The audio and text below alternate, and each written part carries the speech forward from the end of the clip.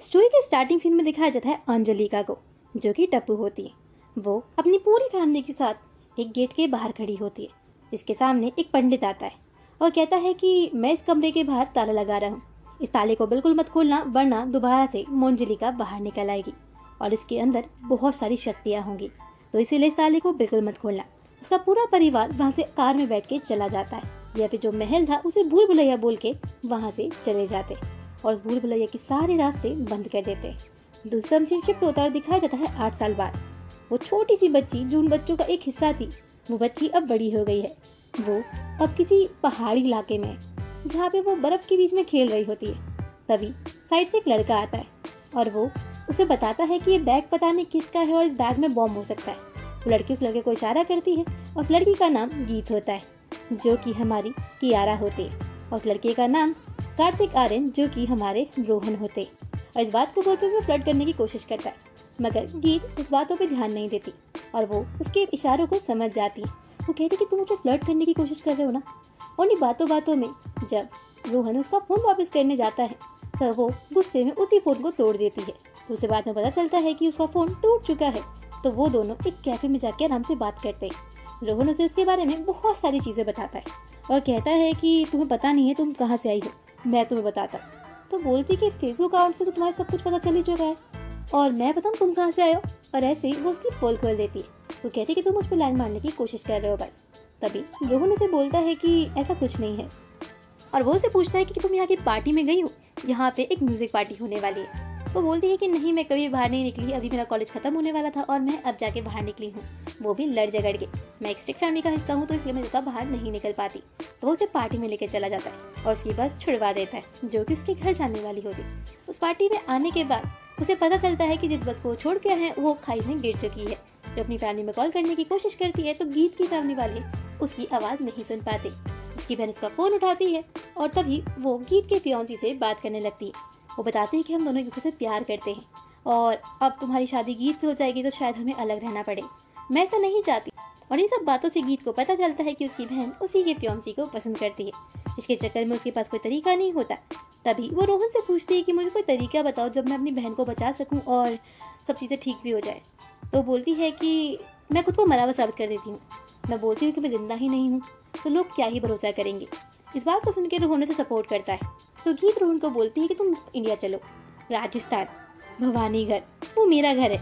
अगर वहाँ पे मुझे लोग पहचानेंगे भी नहीं क्योंकि वो हवेली बहुत टाइम से बंद है, तो तुम भी चलो। वैसे भी तुम घूमते घूमते तो रहते हो, तुम्हारा कोई ठिकाना तो है नहीं, तो इससे बेटर तुम मेरे साथ चलो, कुछ दिन राजस्थान घूम लेना।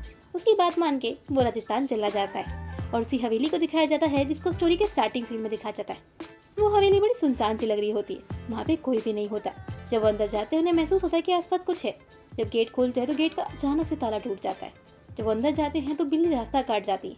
जब वो लाइट जलाने ही वाले होते हैं इतने में लाइट अपने आप जल जाती है। इन सारी चीज़ों को देख के रोहन बड़ा बेचैन हो जाता है। वो कहते तुम पागल हो क्या, यहाँ पे क्यों लेके आई हो, यहाँ पे तो भूत वूत रहते हैं, तुम्हें पता नहीं, तुम मुझे मारना चाहती हो। तो गीत बोलती है यार तुम इतने बड़े होने के बाद भी ऐसी छोटी मोटी चीज़ों पर भरोसा करते हो, भूत जैसा कुछ नहीं होता, इस घर में कुछ भी नहीं है, तुम्हें बस वहम हो रहा है। उसकी बातों को पलटने के लिए वो कहता है हाँ ठीक है, मगर उस गांव के सारे लोग ये जानते थे कि वो हवेली इतने टाइम से बंद है और उसमें अंजलिका रहती है। इस चक्कर में वो सारे लोग उस हवेली के लाइट जलते वक्त देख के उस हवेली के अंदर आ जाते हैं। जब गीत तो वहाँ पे छुप जाती है मगर रोहन खड़ा रह जाता है। गीत के परिवार वाले रोहन से पूछते हैं क्योंकि गीत के परिवार वालों का ही वो हवेली होती है और वो उस गाँव के मुखिया भी होते हैं। तो वो रोहन से पूछते हैं कि तुम यहाँ पे कैसे आए। तो बताता है कि मुझे आत्माएं दिखती हैं और मैं आत्माओं से बात कर लेता हूँ। तो मुझे गीत की आत्मा ने बोला यहाँ पे आऊँ और आप लोगों को कहूँ कि आप सभी लोग यहाँ पे शिफ्ट हो जाओ, मतलब इस हवेली में, मतलब भवानी घर में, क्योंकि गीत की आखिरी इच्छा थी। उसका पूरा परिवार सुन के ये बात को मान जाता है और हवेली में शिफ्ट हो जाता है। अगले दिन वो गीत की फैमिली से बात करता है कि गीत चाहती थी कि उसकी बहन की शादी उसके फियांसी से हो जाए, जिस बात के लिए पूरा परिवार मना करता है। मगर वो बोलता है कि गीत की दूसरी लास्ट इच्छा है जो उसने मुझे बताया क्योंकि मुझे गीत से बात कर सकता हूँ और मुझे गीत दिखती है। उसका परिवार इमोशनल होने के बाद उस बातों को भी मान जाता है। उस फैमिली में उसकी भाभी होती है और वो उसके बहुत क्लोज होती हैं। जो कि स्टोरी के स्टार्टिंग में दिखाया गया था वो टप्पू थी जिसका नाम अंजलिका था। वो बोलती है कोई बात नहीं, हम गीत की बात मान जाते हैं, जो गीत चाहती थी हम उसे पूरा कर देते हैं। बीच बीच में कॉमेडी कैरेक्टर्स के लिए बहुत सारे रोल्स को दिखाया गया है। जैसे कि पंडित जी, छोटे चेतन जी को जिनकी चोटी हमेशा ऊंची रहती है, जिन्हें पानी से परहेज बताया गया था भूल भुलैया 1 में। तो ऐसी स्टोरी कंटिन्यू होती है। वो लोगों को हड़पने की कोशिश करते हैं, मगर हर बार रोहन उनका तरीका फेल कर देता है, जिसके चक्कर में वो उन्हें गलत साबित करने की कोशिश करता है। रात को गीत रोहन के कमरे में होती है, क्योंकि वो घर में किसी को नहीं बताती कि वो जिंदा है। वो रोहन के कमरे में रहती है और रात को छुप जाती। मगर अचानक से रात को रोहन को कुछ आवाजें सुनाई देती है। वो उसी कमरे के बाहर आ जाता है जहाँ पे मंजलिका कैद होती है। तभी वहाँ पे भाभी आ जाती है और कहती है कि तुम यहाँ पे क्या कर रहे हो, इस कमरे में कभी मत जाना। इसके अंदर एक ऐसी आत्मा कैद है जो कि 8 सालों से इसी के अंदर बंद है और वो अभी तक बाहर नहीं निकली। अगर वो बाहर निकलेगी तो शायद पता नहीं क्या हो जाए। इस बात को सुन के रोहन वहाँ से चला जाता है। अगले दिन वो गीत को ये बात बताता है, मगर गीत इस बात पर भरोसा करने के लिए मना कर देती है। वो कहती है कि तुम किस बात पर भरोसा कर रहे हो, इन सभी बातों को छोड़ो, ये सब वहम है। एक दिन गीत रोहन के चाचा जी के साथ दारू पी लेता है और वो मंजुलिका के बारे में पूछने लगता है। तब इसके चाचा जी बताते हैं कि मंजुलिका कुछ भी नहीं है, वो सिर्फ एक आत्मा थी, तुम्हें पता ही नहीं है वो क्या थी और क्या नहीं है, तुम बस अपनी बातों पर भरोसा करके बैठे हो। और वो उसे मंजुलिका के गेट के बाहर छोड़ देता है और कहता है तुम इस सुशील को हटाओ, मैं इस गेट पर धागे को हटाता हूँ और देखते हैं कौन सी मंजुलिका है। तभी वहाँ पे भाभी आ जाती, मतलब अंजलिका। वो कहती है कि तुम यहाँ पे क्या कर रहे हो, मैंने तुम्हें मना किया था सब कुछ करने के लिए। और वो बताती है उस स्टोरी को कि यहाँ पे मंजुलिका कैसे आई। वो बताती है अंजलिका और मंजुलिका दोनों बहनें थी। वो दोनों बहनों में बहुत प्यार था, मगर शहर से शिफ्ट होने के बाद, मतलब कि वो महाराष्ट्र से शिफ्ट होने के बाद जब यहाँ पे आए तो उन दोनों के बीच में थोड़ी दरारें आ गई। उनके पिता हमेशा अंजलिका को पसंद करते थे और मंजुलिका उसे जला करती थी।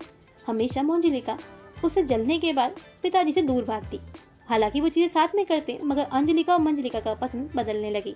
मंजुलिका को काले जादू में इंटरेस्ट आने लगा, तो काले जादू सीखने लगी।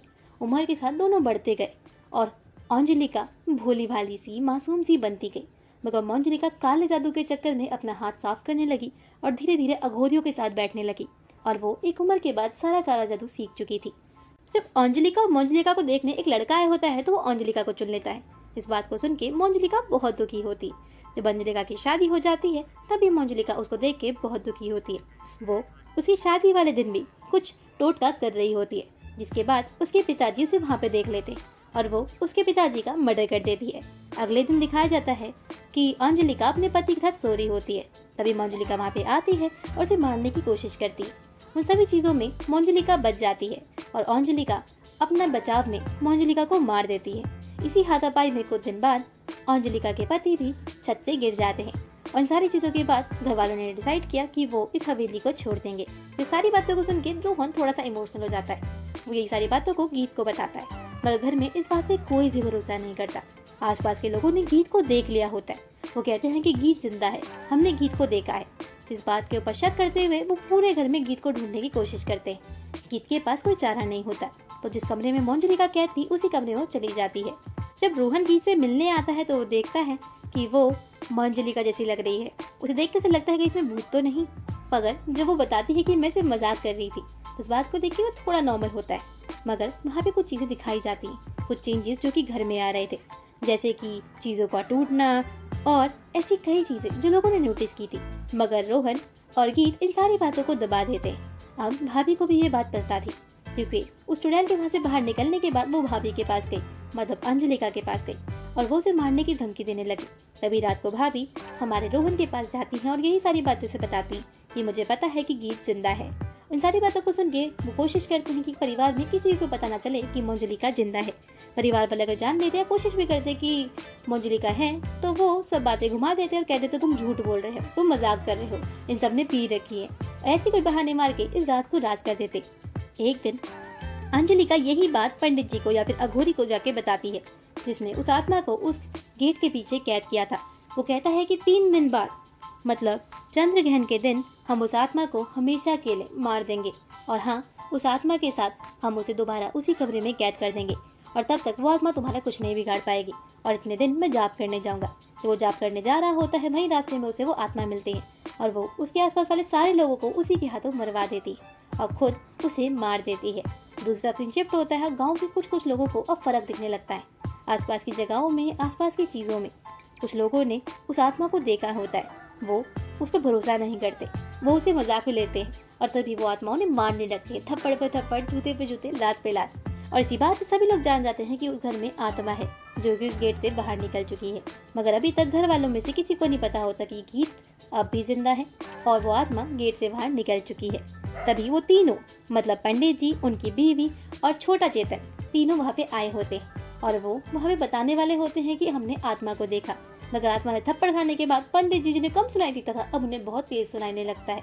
वो वहाँ से चोरी करने की कोशिश करते हैं और चोरी करते करते वहीं पे आता है रोहन, जिसके ऊपर अब वो आत्मा चढ़ जाती है। तभी दिखाया जाता है सीन फ्लैशबैक में कि जब रोहन उन तीनों को बचाने के लिए वहाँ पे जाता है और कहता है कि मैं उस आत्मा को मार दूंगा, चिंता मत करो, मैं भी देख के आता हूँ कौन सी आत्मा है। तो उस आत्मा के पास जाता है तो जान बचाने के लिए भागने लगता है और वही आत्मा उसका पीछा करने लगती है। और तभी सीन शिफ्ट होता है और दिखाया जाता है हवेली में अब रोहन ने एक रूप धारण किया होता है और वो भी उसी गाने पे नाच रहा होता है। आनी जी तुमाशु शोभे जे तुमा, और ऐसे गाने में नाच नाच के वो सबको बता रहा होता है कि वो अब मंजलिका है, उसके अंदर मंजलिका है। और सभी लोग उस बात पर भरोसा भी कर लेते हैं क्योंकि उस अघोरी को जिसने उसे कैद किया था वो उसे वहीं पे मरा हुआ दिखा देता है। जिन लोगों ने उस पर शक किया था उन लोगों को ये बता देता है। तभी वहाँ पे वो उसकी भाभी को मारने वाला होता है और कहता है कि तूने ही मेरी जान ली थी ना, तूने मुझे उस कमरे में कैद किया था ना।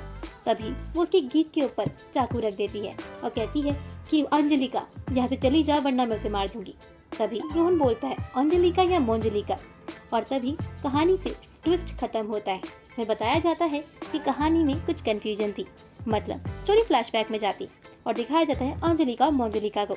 जब अंजलिका की शादी होने वाली होती है तभी मोंजलिका उसकी साड़ी का एक टुकड़ा काट लेती है और उसके ऊपर टोटका करने लगती है। शादी के बाद जिस रात को हमने देखा था कि अंजलिका ने मोंजलिका को मार दिया था, उस रात पे उल्टा हुआ था। उसने अंजलिका पे जादू कर दिया था और खुद उसकी जगह लेट गई थी और इसके कारण हमारी इस कहानी में अंजलिका मर गई थी और उसे इतने टाइम तक उस कमरे में कैद कर दिया गया था और इतने टाइम तक जो लोगों के बीच में थी वो थी मंजुलिका। जब अंजलिका ने यही बात मंजुलिका को बताई तो उसने बोला तो किसी को भी कुछ भी बोल दे, कोई भरोसा नहीं करेगा तेरे पे।